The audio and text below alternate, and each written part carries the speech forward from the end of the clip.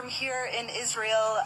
I am at the scene of one of the ballistic attacks that killed children and families. There's actually still, where I'm standing, a person who's buried under the rubble, and so they're continuing their search and rescue efforts. I wanted to show you what it looks like when a ballistic missile from Iran hits.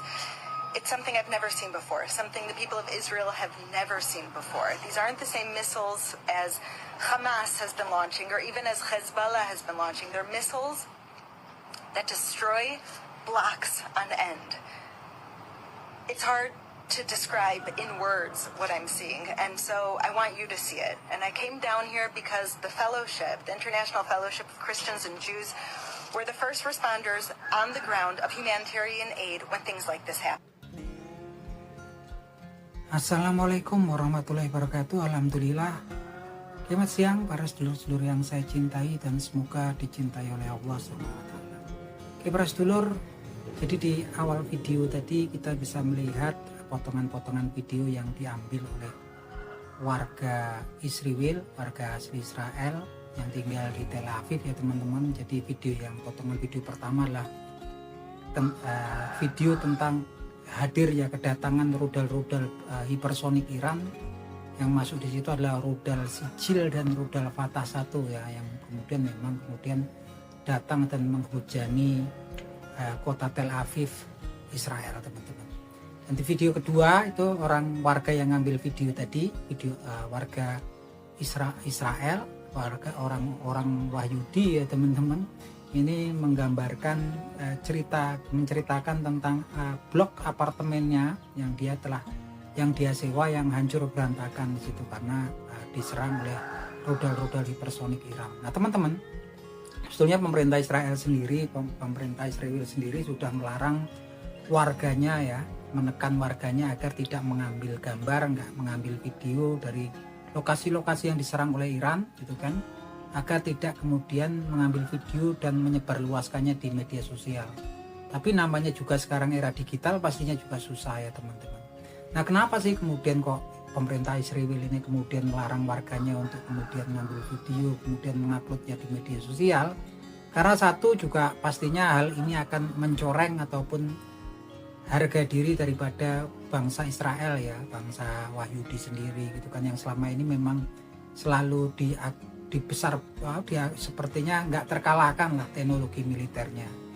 Yang kedua, untuk menjaga moralitas daripada warga dan pasukannya secara menyeluruh ya, gimana mentalnya nggak jatuh ketika kemudian lihat bangunan-bangunan penting yang ada di Israel saat ini hancur diserang oleh rudal-rudal hipersonik Iran.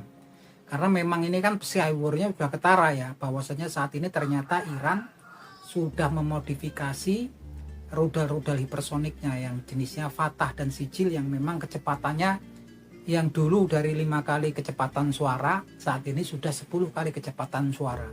Dan sepertinya juga kayak rudal Fatah 1 ini udah dimodifikasi sehingga dia bisa bermanuver di udara ya gitu kan, sehingga untuk kemudian mengecoh sistem pertahanan udara Israel, yaitu David Sling, kemudian Arrow dan Iron Dome.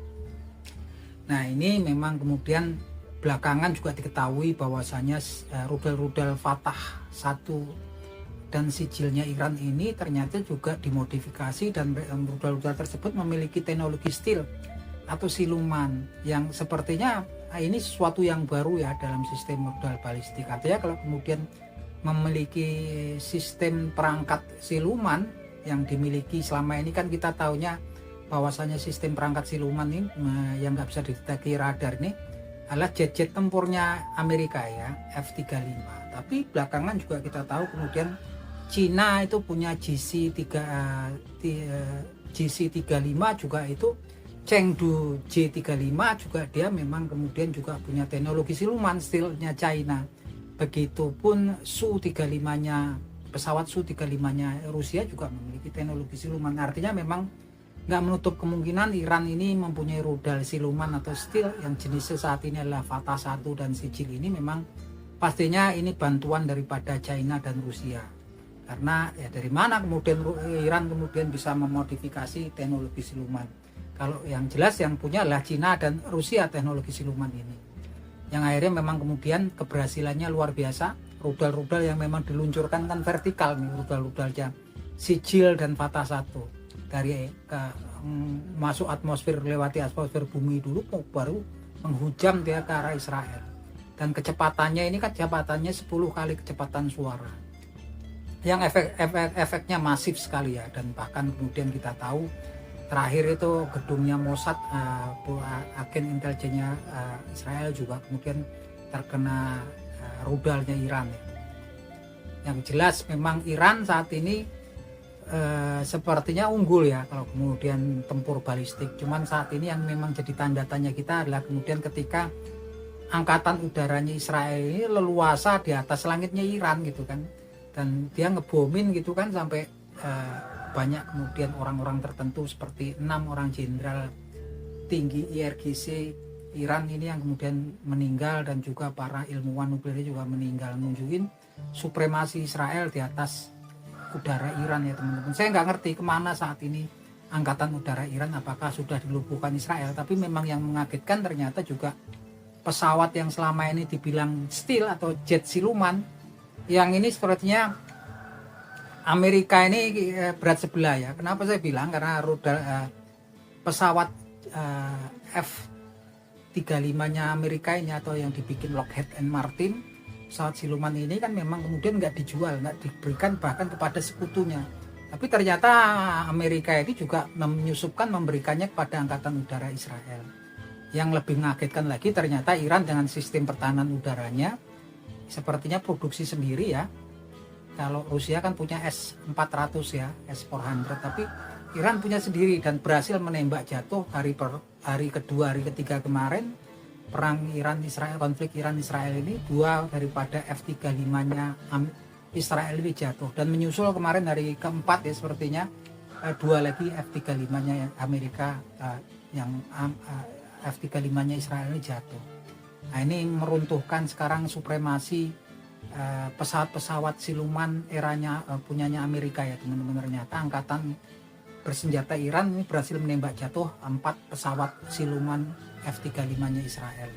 Ini babak baru ya, tapi yang jelas memang yang memprihatinkan bahwasanya ketika kita melihat betapa presisinya serangan Israel ke Iran, itu menandakan bahwasanya banyak spionase agen Israel yang telah menyusup ke internal Iran.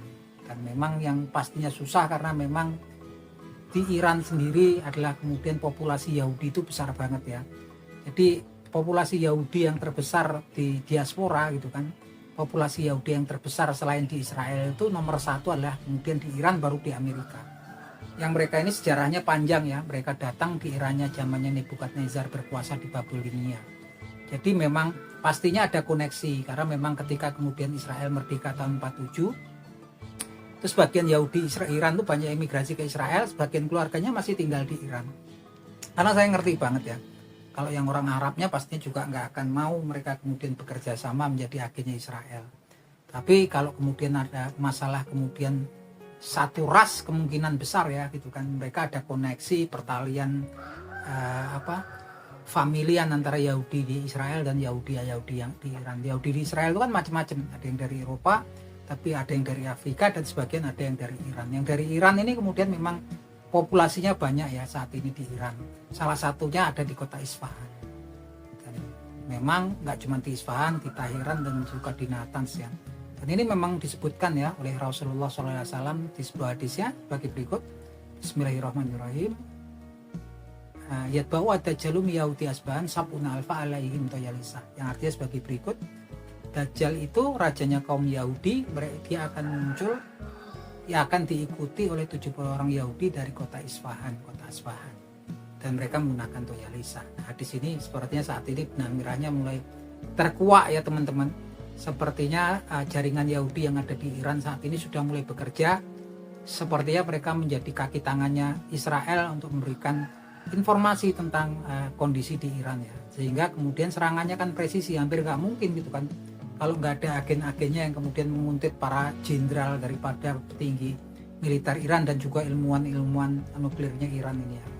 Yang jelas pertempuran ini masih panjang, tapi paling tidak saat ini Iran bisa menunjukkan kemampuannya untuk bisa menembus kota-kota besar di Israel. Artinya memang Iran ternyata nggak mudah ya untuk dikalahkan oleh Israel. Di lain pihak kemudian saat ini mulai tampak benang merahnya ya, kerja-kerjanya orang Yahudi yang ada, orang-orang Yahudi yang ada di Iran sudah mulai tampak. Dan ini kemungkinan ya memang awal titik balik mulai munculnya apa yang disebut sebagai Dajjal, sebagai ujian terbesar manusia dari awal penciptaan manusia, zamannya penciptaan Nabi Adam sampai kemudian yaumil kiamah nanti nggak ada ujian atau fitnah yang lebih besar daripada fitnahnya Dajjal. Ya karena itu teman-teman lihat era zaman yang sampaknya semakin kesini semakin menua, mungkin ada baiknya semakin kesini semakin kita mendekatkan diri pada Allah Subhanahu Wa Taala. Nah itu aja teman-teman obrolan kita di siang hari ini, semoga bermanfaat. Akhir kata wabillahi taufiq wal hidayah. Wassalamualaikum warahmatullahi wabarakatuh.